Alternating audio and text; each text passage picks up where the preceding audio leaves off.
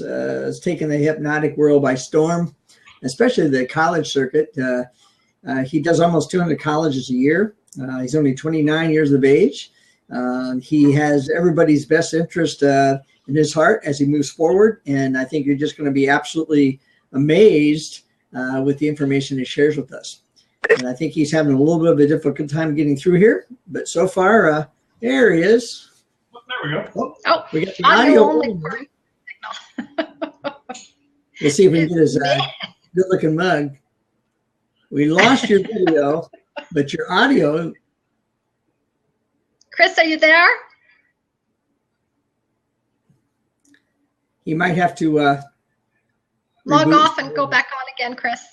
Yeah, log off, come back on. Boy, Kenda, this has been a wonderful experience. I mean, the people. How's your voice holding up? You know what? This is a lot harder than doing 3 stage hypnosis shows back to back. No kidding. But the people who are that we're interviewing are so interesting that I've learned so much. We're getting lots of wonderful information. But next time you get to do this part of it, and yeah. Okay, great. I'm hoping that he'll be able to get back on. What have you been most impressed with so far? Well, we're waiting for Chris to kind of join us again. What have you been most impressed with, would you say? Everybody being forthright, honest, their availability to share information. I myself was really disappointed to not be able to make Anthony and James training in a few weeks in Florida. But you know what? He dropped a whole bunch of nuggets there of really valuable information that I could go out tomorrow and start utilizing. And it's that kind of sharing amongst all of us that is really wonderful. The people being honest and forthright and just being willing to share the information. Yeah, there he is. That's better. Hi, Chris. Sorry about that. Hey, thank you for having me on. How are you, Chris? I'm very well. I've been watching some of this. Uh-oh. Evidently, Chris is somewhere exotic too, because this is we're having another issue with the wonderful world of technology. It's a good look though for him, but I think he's going to be joining us back here in just a second. And I think a lot of you probably saw Chris on America's Got Talent. Chris is an absolute genuine guy. I met him about 2 years ago, and he came out to our theater in Galena this summer, and I hypnotized him, and he was telling us about going on America's Got Talent and the obstacle. Before he was on the show, right? Because he was hitting us up for some ideas. That's right. And he got hypnotized at the theater that night. We had for those of you who are listening right now, we have a small theater in Galena, Illinois. It's a small town nearby where we live here in the States. And we use it in the summertime as a tourist theater where it only holds 135 people. But I use it to train hypnotists who are mentoring with me. I use it for open shows to the public.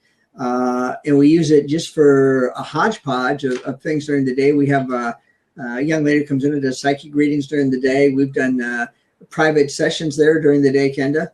And Chris joined us just this last summer, came in for a day actually, and I hypnotized him there. And he was telling me all about what he's going to be doing on America's Got Talent. And sure enough, he got on there and he just blew the socks off, including. He did us proud. Yes, absolutely. Yeah, he absolutely did us proud. I'm wondering, Jim, if Chris is having some problems, maybe we should get Doug to come in. Yeah, if you can get a hold of Doug T, if he's available, we can put Chris on after that, or we might be able to interrupt if we have to and put Doug back on. Doug's a little bit closer. I don't know where Chris is at right now in terms of running into the technical, but I know that James Mapes was down the Virgin Islands. He ran into it. So we could do that. Is he available? Is Doug available? And if you have anybody who has any questions, feel free to ask. We're here for you. This has been a wonderful experience for me. We've already had over 2,068 people actually part of this. And I don't know if most of you know this, but I did a little research on World Hypnosis Day, and it happened to Tom. I think Tom Nicolai was the one that started it. He's a clinical hypnotherapist in Massachusetts, and I believe it started in 2005. And I think it's growing every year. And this type of an activity that JT out of Japan decided to put together is working out extremely well. There's a few bugs, a few kinks. We're supposed to go on and do second segment or last segment tonight on the Pacific coast, but something happened with our host out there, so we're able to do that. We have a few more. We're going to try. We have Chris back in here, so we're going to try one more time and see what happens. Where are you at, Chris? Yeah, that's ridiculous. I feel really bad about that, but thanks for having me on. Sure. Where are you? I'm in Maryland. I inherited my mom's house. She passed away in October. Thank you for all the who wrote me letters. Thank you for that. I appreciate it. But I'm in Maryland because I have to sell my mom's house in Gaithersburg, Maryland. Gaithersburg. Okay. All right. Now, have you had a chance to relax a little bit? Away from the college tour for just a week or so? No, yeah, I haven't had a show in about 3 weeks. 3 weeks. And I don't work again until Wednesday, which is a big lull for me, but I accept it. I'm happy about it. You'd be surprised, even after 3 weeks off. You wouldn't think so, but you're a little rusty. I found that. No doubt, yeah. The first few shows, I'm going to work through some kinks, but, just put in the work. Yeah. And it's fun work. Well, a lot of people are listening to this all over the world. Some of them know of you and some of them don't. So why don't you start out by telling us a little bit about yourself? Who is Chris Jones, the man, the hypnotist? Well, a lot of people might have seen America's Got Talent, and I made Howie Mandel Shake Hands.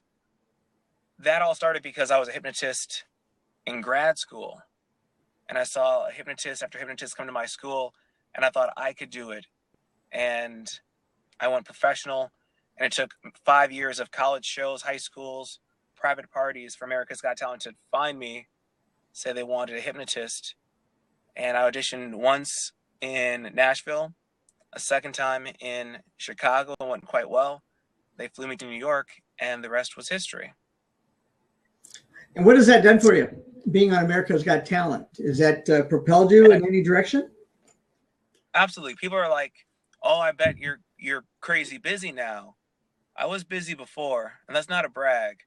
I just had a lot of before because I don't know. I was willing to drive almost anywhere. I was driving, sitting in the car 6-7 hours by myself. I would do a show in Texas, and the next day I was in Indiana. It didn't matter. And so I was booked before, but now I got to do a show in Toronto. We're trying to do some stuff in Germany pretty soon, Japan. So it's a good life. Yeah. Well, tell us about how you got started on the college circuit. A lot of people are interested in that because there aren't very many college hypnotists out there. There's you, there's myself. Two of us probably do more college shows than any other series of hypnotists together. So how did that all come together for you? I have a lot of mentors, and I was listening to Richard Barker talk to some of the people, get a mentor, pay someone or work with someone. That's 100% true. Frederick Winters was my first mentor. Okay. And then I'm not going to answer your question. I guess I'll just say all the shoulders I've stood on, and these are the great people who put in the work. So Fred started it, and then Dr. Steve Tallman, I saw his show. I was a magician, and he said, Chris, magic is cool. They did a whole 90-minute show and said, this is better than magic. I don't have props. I don't keep secrets. And I was like, all right. And I literally felt like my life was getting a divorce from magic, what I loved for years and years, and saying I have to be committed to hypnosis now. He was the second real inspiration. Then Salish, the hypnotist, I thought that was the coolest guy in the whole world. He's still one of the nicest guys I've met. I wanted to be that edgy,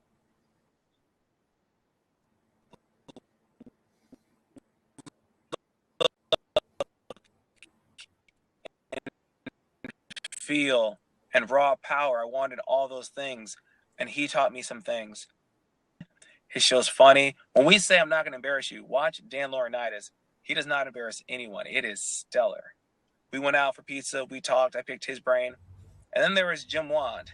And this is the guy, when I had a breakdown after America's Got Talent. I was, like you said, 29. Day before I turned 29, that aired. National TV.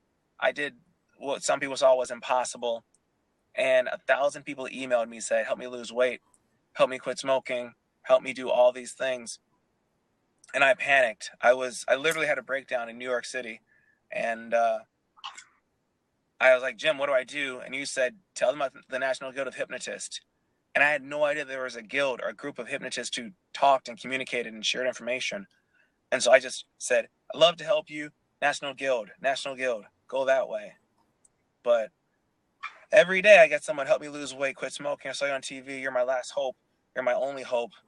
I've tried everything. And just between us, I want to be like, you haven't tried everything, because you haven't tried standing on your head and drinking water upside down. It wouldn't work, but you haven't tried these things. So don't make excuses. Well, you're also involved in learning the clinical side of hypnosis too, are you not? I am. I reached out to Jason. Again, every part of my life involves another hypnotist, another little turn. I could have just done comedy, but then America's Got Talent came out and I said, I want to help people now. But Jason, who you just had, I got to go to his center. And if you haven't had a chance to check out a hypnosis center, check his out.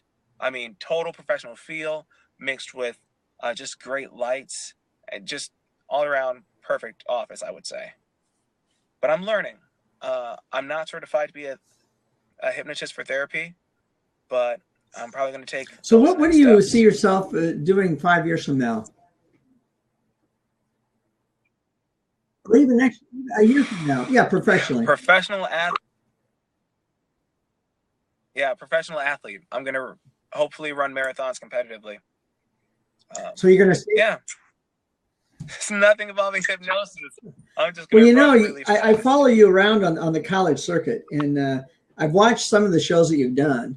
And one thing that really impressed me, and nobody's really been able to do this and pull it off, is I've seen you, and I'm not sure if it was a total show in the audience, but you went in the audience and you did just about the entire show there. And I've never seen anybody do that before. What gave you that idea? Yeah. Thank you. I appreciate it. That's a nice compliment. I mean that. I don't take compliments well. That was very, very nice of you to say that. I didn't like that the hypnotist had people all the way up there talking about hypnosis. Like, there's 800 people in a room. You can't be a part of the show if they're all the way over there. So if they're in the audience, you at least have the visible piece of people standing up out of their chairs. And all the people who hired you, the advisors, are like, wow, that's cool. I've never seen the audience react like that. They're on their feet during the whole show. So that's one little idea. Was that how hard is that to do? I know as a performer, I've gone out and done bits like that, but how are you able to maintain it throughout the entire show? And that's the thing. I put in a lot of repetition. I did 90 shows my first year. Now, I'll tell you, they weren't all good.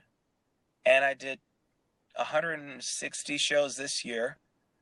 And they still weren't good. I had people heckle me during some shows. You'll have people with their arms crossed. Just, I don't believe it. You put in the reps and you find out what works for you. Drop another name. Flip Orley has the best show I've seen. I'll tell you, Flip Orley has the best show that I've seen in terms of the audience members and the hypnotized people have the same experience. The hypnotized people, the committee, they never leave their seats, but it's the funniest show you'll ever see. It's all verbal humor, but Flip Orley does an act unlike any other. So you have the DC Improv.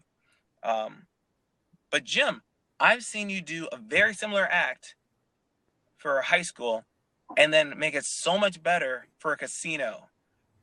I haven't seen you do private, but room full of smoking people, drinking alcohol. Very similar show to the high school or the college. Yeah. But so and you got to learn to adapt to that. And And you're doing that, and you've only done, you know, a few hundred shows. Think of what's going to happen, Chris, when you've done a few thousand shows. I mean, you're way ahead of the bell, Right. way ahead of the curve, way ahead. So what would you like to share with us? Appreciate it. You're kind. With the people listening from all over the world, what would you like to share with them about anything?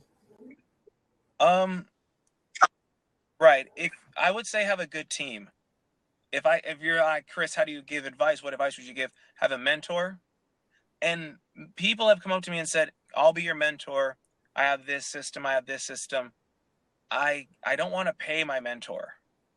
Or, yeah, I don't want to. If you believe in me, you'll do it because you believe in my product and me.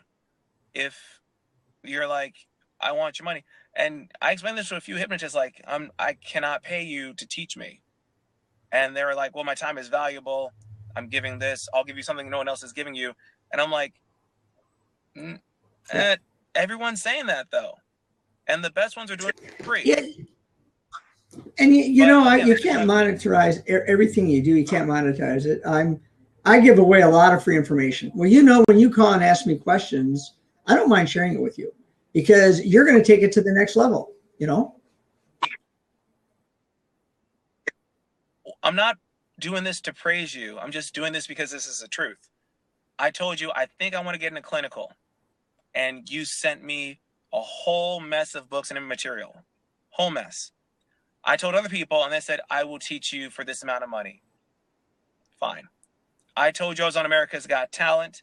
I told other hypnotists I was going to be on America's Got Talent, and they said, oh, I've been there before. I can help you, this, that, and the other, and I got what you need. And you said, Chris, what do you have so far? And I told you, and you said, what if you made it better this way and this way and this way? You get that. Yes. We're all in this together. And that's really important.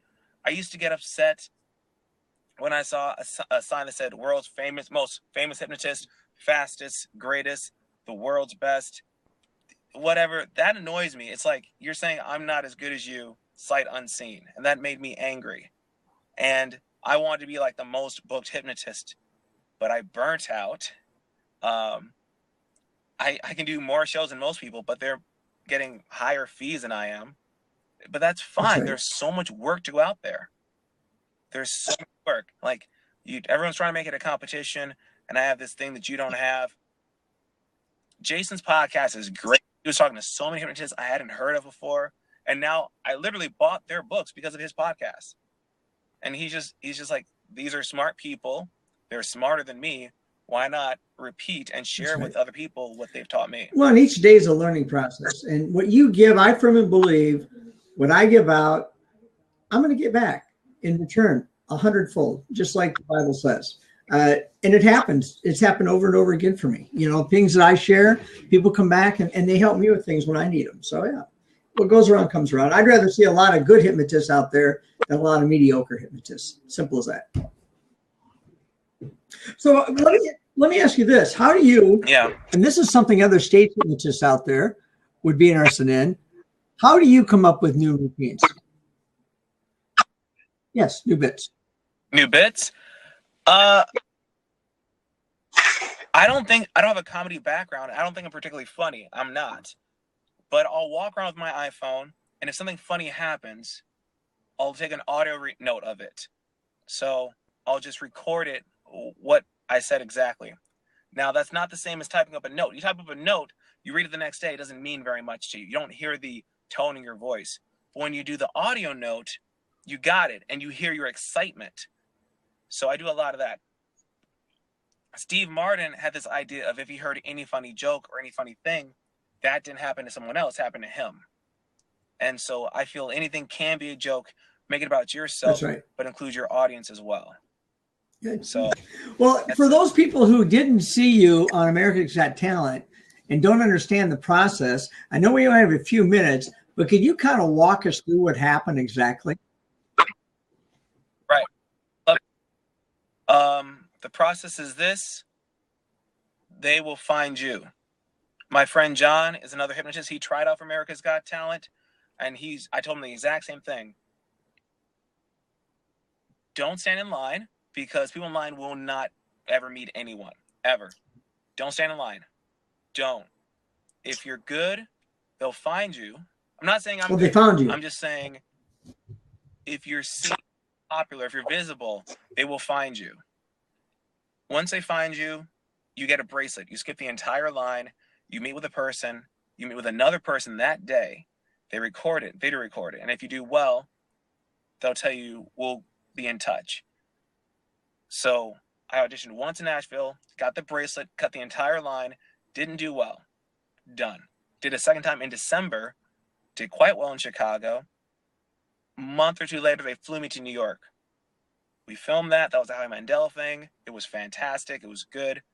And then that didn't air for 6 months. So for 6 months, I couldn't tell anyone what happened. Then when that aired in May 28th or 7th, whatever, I know because it's close to my birthday, we filmed the second episode. And that one I did very bad. But America didn't see it for a month or two. So I knew I was out of the competition for 2 months before everyone else knew, and I couldn't tell anyone. But long story short, if you don't think I wasn't prepared for the second one, that's fine. But watch it. I'm wearing a blazer. I come on stage and a button down. Next thing you know, I'm wearing a t-shirt and I got the X. Same as Richard Barker. Nails it. Doing a show is fine. Doing it on TV is difficult because there's copyright issues with music. You can't use someone else's music unless you paid for it. You're facing the camera and being the show person you are, you can't see their faces on the camera. And you don't know if the anchor is going to be a pain in the butt or the sweetest person on earth. You don't know.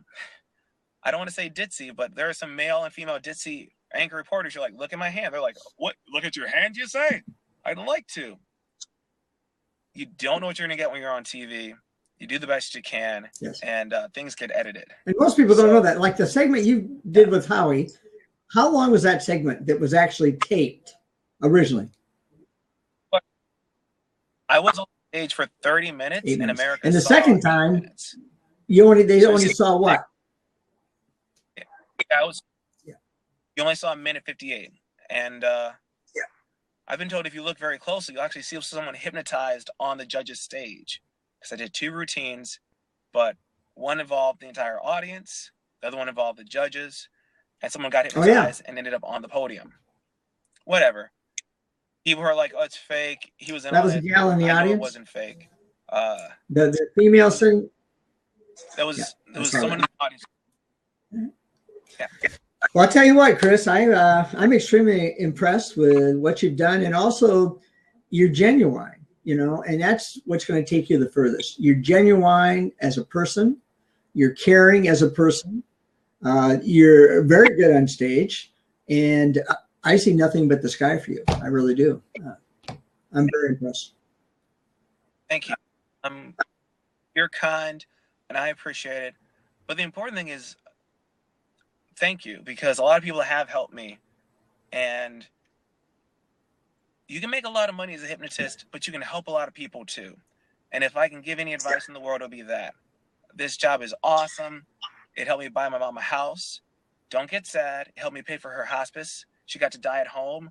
I was on the road doing a show and she passed away. But because of the doors with hypnosis, I can help a lot of people. I can talk to a lot of people. I can share ideas. I can keep, selfish reason, I can keep minorities in college, in higher education. So whatever reason you have to do it, it should be besides the money. You should do it for something deep inside. And if it's selfish, just keeping a kid in college, that's great. But see me on the road, please. On Facebook, it's Chris Jones, there's no space. ChrisJones, Chris Jones, there's no space. And the last I got one more thing for you too, but go ahead. I'm working with kids with kids with speech and hearing impediments. And so I'm trying to see what we can do with hypnosis and that. So if there's anyone out there listening, watching, who's worked that way, please contact me. onewordcj@gmail.com. The number onewordcj@gmail.com. Well, I was just going to ask you, people always ask me this every year. What's one of the funniest things that have ever happened to you in a stage situation on a college stage that you can share with us? Right. College stage. I had a very short story. I had 2 male volunteers making out and a male and a female making out. Didn't know that was happening. I turned around. I'm like, wake up. I'm dumb. I'm new. I forget I can just touch them and wake up. I'm like, wake up. Wake up. They're laughing too loud to hear anything. And some girl's like, he's gay. And I'm like, I don't care. We don't judge in college. Like, he's gay. I'm like, stop judging. And she's like, no, the one kissing the girl is gay. And I'm like, I made a gay guy kiss a girl? Oh, that's The crazy. power of hypnosis. Yeah. Well, thank you so much, Chris. Your joy. I can't wait until we can spend some time together. That dinner that we had in Maryland a couple years ago, I thoroughly enjoyed. And I'll be back there again in June this year. So Yeah. hopefully if you're in Virginia in June, maybe we'll get together. Your name is Dr. Jim Rebookings Oh, yeah. Wand. That's your new name now. And Yeah. that's good. And you're going to do the That's same good. thing. Fantastic. You're going to do the same thing. Well, you take care, my friend. Safe travels. Thank you again. Thank you for helping without Absolutely. anything back. Okay, Jim? Thank you. You're Take care now. Bye be now. well, everyone.